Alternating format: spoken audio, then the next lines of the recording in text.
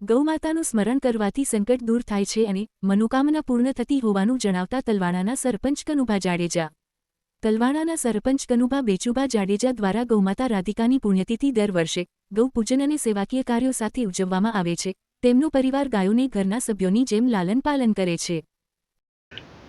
હું કનુભા બી જાડેજા, ગામ તલવાણા, હાલે ગામ તલવાણાનો સરપંચ છું. અને જ્યારે આજે અમારી ગાય માતા રાધિકાજીના આજે 15મા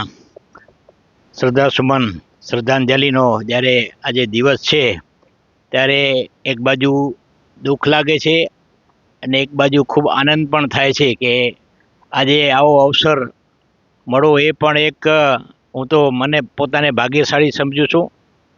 આજથી લગભગ 2000ની સાલમાં જ્યારે ગાય માતા મારા ઘરે આવ્યા અને પહેલું જ વેતર હતું જ્યારે મેં ગાય માતાને ઘરે લઈ આવ્યો, અને આજ દી સુધી મારી કને 2011 સુધી ગાય માતા હતા. અને ગાય માતા જ્યારે આવ્યા તે પછીથી મારી એટલી બધી પ્રગતિ થઈ એનો કોઈ સીમા નથી. તો એ પણ આ ગાય માતાના આશીર્વાદ છે. અને જ્યારે એક આજે આસ્થાનું સ્થાન અમારા પરિવાર માટે બની ગયું છે.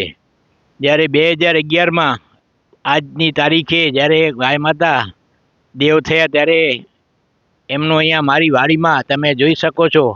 ત્યારે અહીંયા વાડીમાં એમનું સમાધિ આપી અને આજે અહીંયા એક નાનું એક સ્થાન બનાવ્યું છે. અને આખો પરિવાર અમારો જ્યારે આ તિથિ આવે, આમ તો દરરોજ અમે એની અગરબત્તી કરીએ છીએ, પણ જ્યારે તિથિ આવે ત્યારે એની અનોખી રીતે અમે તિથિ ઉજવીએ છીએ.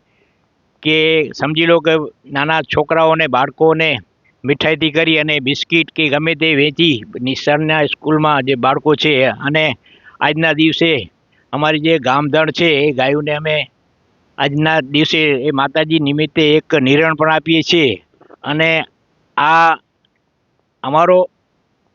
અમારા ધર્મપત્ની છે એ એક નિયમ છે અમારો બાબુજી, કે દરરોજ જ્યારે અત્યારે જો અમારી આ વાછડી છે, આજે કુદરત અહીંયા આવી છે વાડીએ, આજે કુદરત અહીંયા આવી છે, તો એનું પણ અમે પૂજન કરી અને એને પણ અમે રોજ તિલક કરી અને જ્યારે અમારા ધણમાં મૂકતા હોઈએ ત્યારે પૂજા કરીને આજની તારીખમાં પણ મૂકીએ છીએ. તો હું દરેક ગ્રસ્તીઓને આજે આ માધ્યમથી, તમારા માધ્યમથી કહેવા માગું છું કે તમારે ઘરે ગાય હોય તો એનું અવશ્ય પૂજા કરી અને સવારમાં એક રોટલી ઘીથી ચોપડી અને ગાય માતાને જ્યારે ધણમાં મૂકશો તો એનો અનેરો અવસર તમને મળશે.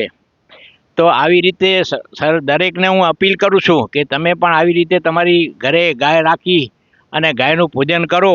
અને ગાયમાં તો અનેક ગુણ છે. જ્યારે આપણે આજે પ્રાકૃતિક ખેતી તરફ જઈ રહ્યા છીએ તો મેન તો ગાય છે. તો ગાય માતા હશે તો આપણી ખેતી હશે, આપણે હશું, આપણું જીવન હશે, બધું આપણું હશે. એટલે ખાસ મારે દરેક જણોને, મારા ખેડૂત ભાઈઓને હું ખાસ જણાવું છું કે તમારે ઘરે જ્યારે ગાય હોય અને ગાય જ્યારે આપણા ઘરે એનું જ્યારે વિદાયમાન થતું હોય ત્યારે આપણે ગમે તેમ એને બીજાને કહી અને જ્યારે એને આપણે બહાર ફેંકી દેતા હોઈએ છીએ, પણ એવી રીતે ફેંકાય નહીં.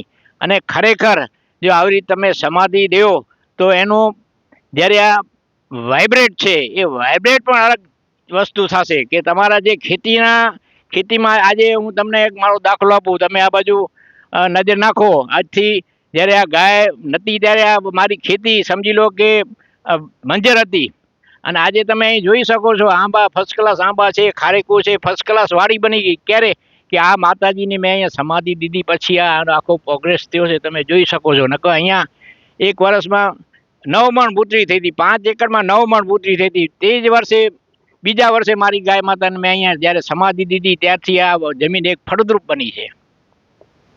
અરે ખાસ મેં જેમ કીધું કે આપણી આ ગાય માતામાં 33 કરોડ દેવ સમાયેલા છે.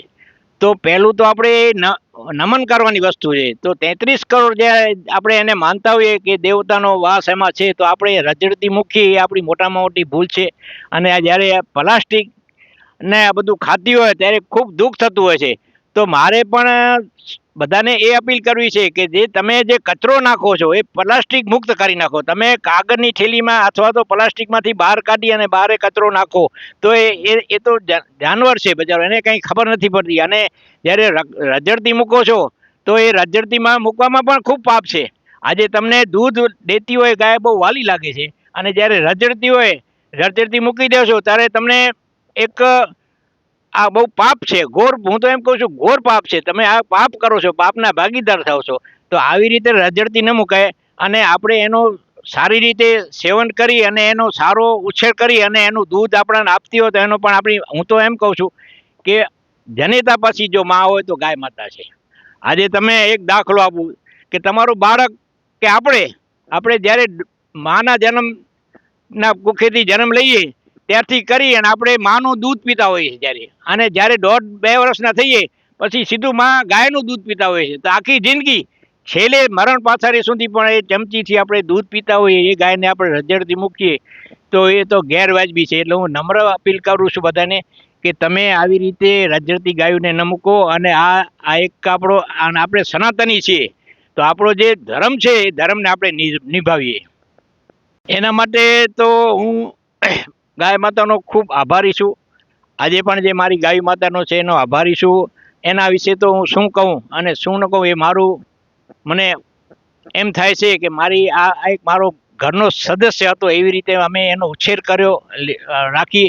અને જ્યારે એની વિદાય થઈ ત્યારે અમારા ઘરે 3 દિવસ રસોડું બંધ હતું. 3 દિવસ અમે એટલો બધો અમારે આઘાત લાગ્યો હતો. અને આજે આઘાતમાંથી બહાર આવ્યા અને જ્યારે ખૂબ આનંદ થાય છે અહીં આવીએ છીએ ત્યારે અમારી જે મનોકામના હોય છે, જે સમજી લો કે કાંઈ પણ કષ્ટી હોય છે તો અહીંયા અમે આવી અને 10 મિનિટ બેસીએ તો એનું નિરાકરણ આવે છે. એ પ્રત્યેક અહીંયા દાખલો છે મારા માટે. બીજા માટે હું કહેતો નથી, પણ મારા માટે પ્રત્યેક દાખલો છે કે ક્યારે પણ એવું સંકટ આવે અને હું અહીંયા સાંભળું છું ત્યારે મારું સંકટ દૂર થાય છે.